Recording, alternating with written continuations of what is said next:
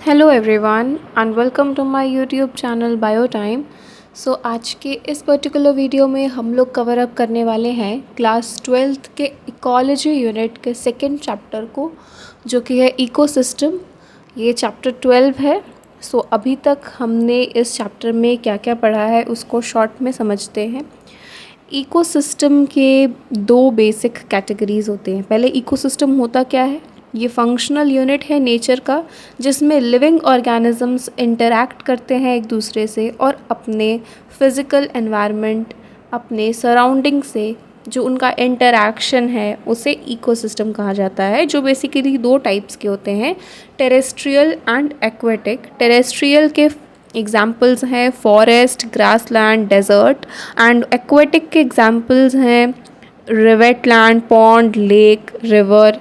और man made ecosystem के example हैं क्रॉप फील्ड्स एंड एक्वेरियम।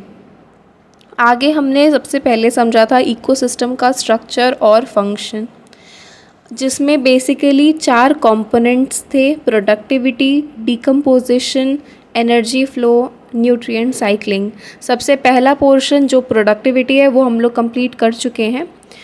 इसमें बेसिकली इकोसिस्टम के बारे में समझाया गया। प्रोडक्टिविटी में प्राइमरी प्रोडक्शन, सेकेंडरी प्रोडक्शन, इसके डेफिनेशन को हमने समझा। प्राइमरी प्रोडक्शन क्या होता है, देन प्रोडक्टिविटी क्या है, इसके दो टाइप्स क्या क्या हैं, ग्रॉस प्राइमरी प्रोडक्टिविटी और नेट प्राइमरी प्रोडक्टिविटी। इनका मेन इक्वेशन क्या है, GPP minus R is equals to NPP, जिसमें R रिप्रेजेंट करता है रेस्पिरेशन लॉसेस को। देन हमने समझा सेकेंडरी प्रोडक्टिविटी को। और फिर आज का जो टॉपिक है हमारा वो है decomposition. So without wasting any time let's begin the video. Decomposition, देखो, अर्थवॉर्म के बारे में तो सबने सुना ही है, जो फार्मर्स फ्रेंड भी होता है। ये हेल्प करता है ब्रेक डाउन करने में कॉम्प्लेक्स ऑर्गेनिक मैटर को, एज वेल एज सॉइल की लूजनिंग में भी ये हेल्प करता है। That's why it's called farmers friend. Decomposers जो है वो ब्रेक डाउन करते हैं कॉम्प्लेक्स ऑर्गेनिक मैटर को इनऑर्गेनिक सब्सटेंसेस में, for example carbon dioxide, water and nutrients. और इस पूरे प्रोसेस को कहा जाता है डिकम्पोजिशन। डेड प्लांट रिमेन्स जैसे कि लीव्स, बार्क, फ्लावर्स और डेड रिमेन्स जो होते हैं एनिमल्स के, फीकल मैटर, ये सब कुछ डेट्रिटस फॉर्म करता है। ये इतनी सारी चीज़ें कॉन्स्टिट्यूट करते हैं डेट्रिटस को। ये रॉ मटेरियल है जो डिकम्पोजिशन के लिए रिक्वायर्ड होता है। डिकम्पोजिशन के जो मेन इम्पॉर्टेंट स्टेप्स हैं उनका नाम है fragmentation, leaching, catabolism, humification and mineralisation. Detritivores, जिसका एग्जाम्पल अर्थवॉर्म है, वो ब्रेक डाउन करते हैं डेट्रिटस को छोटे पार्टिकल्स में। डेट्रिटस क्या है? प्लांट के रिमेन्स, उनके लीव्स के, बाग्स के, फ्लावर्स के, या फिर एनिमल्स के जो डेड रिमेन्स बचते हैं, उनके फीकल मैटर, इन सब चीज़ों को डेट्रिटस कहते हैं। तो डेट्रिटस को स्मॉलर पार्टिकल्स में जो ब्रेक डाउन करता है वो डेट्रीवोर होता है, जिसका एग्जाम्पल अर्थवॉर्म है। और इस प्रोसेस को फ्रेगमेंटेशन कहते हैं। लीचिंग के प्रोसेस से जो वाटर सॉल्युबल इनऑर्गेनिक न्यूट्रिएंट्स हैं वो सॉइल होरिजोन के अंदर जाते हैं और प्रेसिपिटेट होते हैं अनअवेलेबल सॉल्ट्स की तरह। बैक्टीरियल और फंगल एंजाइम्स जो हैं वो डिग्रेड करते हैं डेट्रिटस को सिंपल इनऑर्गेनिक सब्सटेंसेस में, जिसे कैटाबॉलिज्म कहा जाता है। लीचिंग क्या है? ऐसा ये part of water soluble substances present in fragmentated detritus, जो सॉइल के अंदर जाता है और प्रेसिपिटेट होता है अनअवेलेबल सॉल्ट की तरह। कैटाबॉलिज्म क्या है? कैटाबॉलिज्म है कि बैक्टीरियल और फंगल एंजाइम्स जो है वो डिग्रेड करते हैं डेट्रिटस को सिंपलर इनऑर्गेनिक सब्सटेंसेस में। ये बहुत ही इम्पॉर्टेंट है कि जो ये स्टेप्स हैं वो ऑपरेट करें साइमल्टेनियसली डेट्रिटस पर। ह्यूमिफिकेशन और मिनरलाइजेशन अकर होता है डिकम्पोजिशन के दौरान सॉइल में। ह्यूमिफिकेशन लीड करता है accumulation of dark coloured amorphous substance.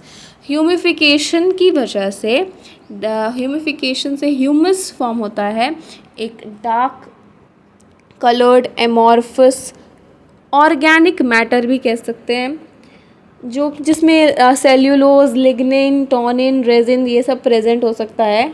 ये हाईली रेजिस्टेंट होता है माइक्रोबियल एक्शन से, और ये डिकम्पोजिशन में जाता है काफ़ी एक्सट्रीम स्लो रेट पे।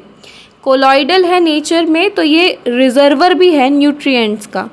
ह्यूमस जो है वो फर्दर डिग्रेड होता है माइक्रोब्स के द्वारा और रिलीज़ करता है इनऑर्गेनिक न्यूट्रिएंट्स को, और इस प्रोसेस को मिनरलाइजेशन कहते हैं। डिकम्पोजिशन एक बहुत ज़्यादा ऑक्सीजन रिक्वायरिंग प्रोसेस है। डिकम्पोजिशन का जो रेट है वो कंट्रोल होता है केमिकल कॉम्पोजिशन के, डेट्रिटस के केमिकल कॉम्पोजिशन से, और क्लाइमेटिक फैक्टर्स कैसे हैं उस पर डिपेंड करता है। एक पर्टिकुलर क्लाइमेटिक कंडीशन में डिकम्पोजिशन रेट स्लो हो जाता है अगर डेट्रिटस में लिग्निन और काइटिन प्रेजेंट हो तो। अगर लिग्निन और काइटिन डेट्रिटस में प्रेजेंट हो किसी एक पर्टिकुलर क्लाइमेटिक कंडीशन में, तो डिकम्पोजिशन रेट जो है वो स्लोअर रहेगा, और फास्ट यानी कि क्विकर तब रहेगा जब डेट्रिटस रिच हो nitrogen and water available substances like sugar जैसे वाटर सॉल्युबल सब्सटेंस और नाइट्रोजन के प्रेजेंस में जो डेट्रिटस में अगर प्रेजेंट होगा तो डिकम्पोजिशन का रेट क्विकर होगा, फास्टर होगा। Temperature and soil moisture are the most important climatic factors that regulate decomposition through their effects on the activities of soil microbes. Temperature और soil का moisture ये दोनों ही बहुत ज़्यादा important climatic factors हैं जो decomposition को regulate करते हैं, कि उसके effects के दौरान जो soil microbes की activities के वजह से होता है। Warm and moist environment favor decomposition, whereas low temperature and anaerobiasis inhibit decomposition, resulting in buildup of organic materials. यानी कि सबसे बेस्ट कैसा रहता है टेम्परेचर डिकम्पोजिशन के लिए? एनवायरनमेंट बेस्ट कैसा रहता है? जब वार्म एनवायरनमेंट हो, मॉइस्ट एनवायरनमेंट हो, तो डिकम्पोजिशन रेट डिकम्पोजिशन को ये फेवर करेगा।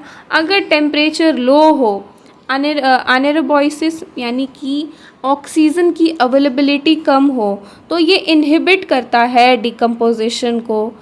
ठीक है, नेक्स्ट है टॉपिक एनर्जी फ्लो। उससे पहले यहाँ पर एक फिगर गिवन है, ये डायग्रामेटिक रिप्रेजेंटेशन है डिकम्पोजिशन साइकिल का टेरेस्ट्रियल इकोसिस्टम में। इसमें देखो, एक ट्री ग्रो होता है सॉइल पे, उसका लीफ ग्राउंड पर गिरता है, तो उसका कुछ पार्ट इंसेक्ट्स खा लेते हैं या दूसरे एनिमल खा लेते हैं, और न्यूट्रिएंट्स और एनर्जी एंटर कर जाता है फूड वेब में। कुछ न्यूट्रिएंट्स लीच होते हैं सॉइल में केमिकल रिएक्शन से, और लीव्स पार्शली कंज्यूम होते हैं डिकम्पोजर्स जैसे कि फंजी और बैक्टीरिया, तो वो फॉर्म को अपने लूज़ कर देते हैं और लिटर हो जाते हैं। ऑर्गेनिक रिच सॉइल इस केस में बना लिए जब न्यूट्रिएंट्स लीच हो जाते हैं सॉइल में केमिकल एक्शन की वजह से। देन ये फिर से एक ट्री उस सॉइल में ग्रो हो जाता है, ऑर्गेनिक रिच सॉइल हो जाता है। और जब ये लीव्स पार्शली कंज्यूम होते हैं डिकम्पोजर्स से जैसे कि फंजी और बैक्टीरिया, और जब वो अपने फॉर्म को लूज़ कर लेते हैं, लिटर हो जाते हैं, तो ये फर्दर डिकम्पोजिशन के लिए आगे जाते हैं अर्थवॉर्म्स से, बैक्टीरिया से, सॉइल से, माइट्स से, फंजी से। फिर उनमें फर्दर डिकम्पोजिशन होता है, फिर वो फॉर्म कर लेते हैं ऑर्गेनिक रिच सॉइल, और अल्टीमेटली सॉइल पर एक ट्री ग्रो होता है, सॉइल ऑर्गेनिक हो जाता है। नेक्स्ट टॉपिक है energy flow. Deep sea hydrothermal ecosystem. इसके अलावा सन एक लौता सोर्स है पूरे अर्थ के इकोसिस्टम के एनर्जी के लिए। एक्सेप्शन क्या है? Deep sea hydrothermal ecosystem. Of the incident solar radiation, less than 50% of its photosynthetically active radiation। Solar radiation लगभग कम पूरे सोलर रेडिएशन में से 50% से भी कम जो है वो PAR होते हैं, यानी कि फोटोसिंथेटिकली एक्टिव रेडिएशन प्रेजेंट होते हैं। हमें पता है कि प्लांट्स और फोटोसिंथेटिक बैक्टीरिया यानी कि ऑटोट्रॉप्स वो फिक्स करते हैं सन्स की रेडिएंट एनर्जी को फूड बनाने के लिए, ताकि फ्रॉम सिंपल इनऑर्गेनिक मटेरियल्स से प्लांट्स कैप्चर कर पाते हैं सिर्फ 2 to 10% of PAR, and this small amount of energy sustains the entire living world. PAR already sun के रेडिएशन से 50% से भी कम प्रेजेंट है, और प्लांट्स जो है वो 2 to 10% ही कैप्चर कर पाते हैं PAR को, और यही स्मॉल अमाउंट पूरे लिविंग वर्ल्ड को सस्टेन करता है। ये बहुत ही इम्पॉर्टेंट है ये जानना कि कैसे सोलर एनर्जी कैप्चर होता है प्लांट से, और कैसा फ्लो है इसका, कैसे फ्लो होता है ये डिफरेंट ऑर्गेनिजम्स पर अलग पूरे इकोसिस्टम में। जितने भी ऑर्गेनिजम्स हैं वो डिपेंडेंट है अपने फूड के लिए प्रोड्यूसर्स पे, डायरेक्टली भी हो सकते हैं, इनडायरेक्टली भी हो सकते हैं। एक बात मैंने स्टार्टिंग में भी बताया था इस चैप्टर के कि एनर्जी का फ्लो जो है वो यूनिडायरेक्शनल है, यानी कि एक ही पर्टिकुलर डायरेक्शन में एनर्जी फ्लो होता है, सन से प्रोड्यूसर्स, प्रोड्यूसर्स से कंज्यूमर्स। इकोसिस्टम को भी फॉलो करना पड़ता है सेकेंड लॉ ऑफ थर्मोडाइनमिक्स। उन्हें कांस्टेंट सप्लाई ऑफ एनर्जी की ज़रूरत है जिससे मॉलिक्यूल सिंथेसाइज हो सके, जिसकी ज़रूरत है उन्हें, ताकि वो काउंटरैक्ट कर सके यूनिवर्सल टेंडेंसी को और toward increasing orderliness. Green plant जो है इकोसिस्टम में उन्हें प्रोड्यूसर्स कहा जाता है। Green plants are the producers in the ecosystem. Terrestrial ecosystem में जो मेजर प्रोड्यूसर्स हैं वो हर्बेशियस और वुडी प्लांट्स ही हैं। लाइकवाइज प्रोड्यूसर्स एक्वेटिक इकोसिस्टम में भी तो प्रोड्यूसर्स प्रेजेंट है ना, तो वो फाइटोप्लैंक्टन, एल्गी और हायर प्लांट्स हो सकते हैं। फूड चेन्स और वेब्स के बारे में हमने समझा है, स्टार्टिंग फ्रॉम द प्लांट्स से स्टार्ट होके जो प्रोड्यूसर्स हैं, प्लांट्स को जिन्हें प्रोड्यूसर्स भी कहा जाता है, जो फूड चेन है या रादर वेब्स है वो फॉर्म करते हैं सच दैट कि एनिमल फीड हो रहा है प्लांट पे, फिर दूसरा एनिमल उसको फूड की तरह यूज़ कर रहा है। तो ये जो चेन या वेब है ये फॉर्म होता है इंटरडिपेंडेंसी पे, क्योंकि वो एक दूसरे पे डिपेंडेंट हैं अपने फूड के लिए, तो ये चेन फॉर्म होता रहता है। कोई भी एनर्जी ट्रैप नहीं होता किसी भी ऑर्गेनिज्म रिमेन्स में। No energy that is trapped into an organism remain it forever. हमेशा के लिए कोई एनर्जी ट्रैप होके नहीं रहता किसी भी पर्टिकुलर ऑर्गेनिज्म में। एनर्जी जब ट्रैप होता है प्रोड्यूसर पे तो वो पास हो जाता है कंज्यूमर पे, और जब जो ऑर्गेनिज़म है वो मर जाता है तो वो जो डेथ है ऑर्गेनिज़म का, ये शुरुआत होता है डेट्रिटस फूड चेन का या वेब का।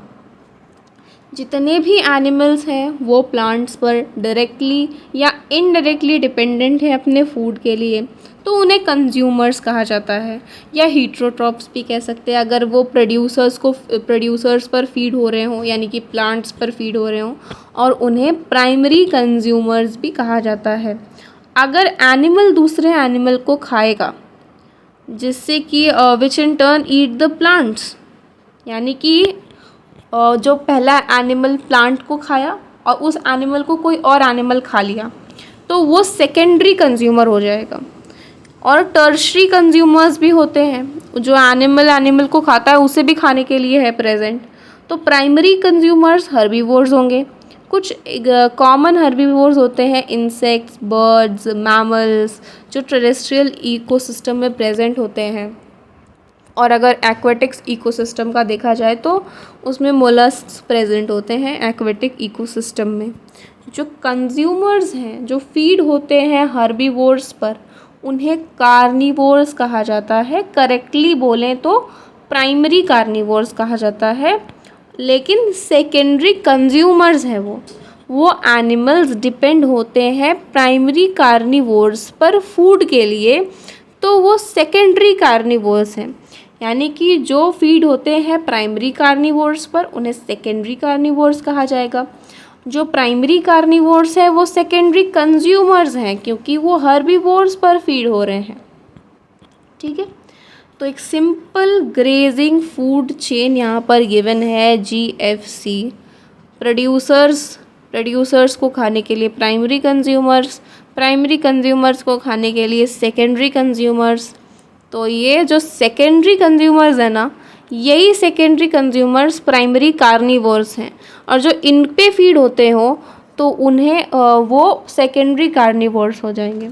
ग्रास एग्जाम्पल है प्रोड्यूसर का, प्राइमरी कंज्यूमर का एग्जाम्पल गोट है, एंड सेकेंडरी कंज्यूमर का एग्जाम्पल मैन है। सो आई होप ये पूरे वीडियो में आपको जो मैंने पढ़ाया वो समझ में आया होगा। That is it for this video. आगे के टॉपिक्स हम लोग नेक्स्ट पार्ट में कवर अप करेंगे। अगर यहाँ तक वीडियो को देखा है so thank you very much. Make sure you subscribe this channel and like the video and share with your friends. Thank you very much.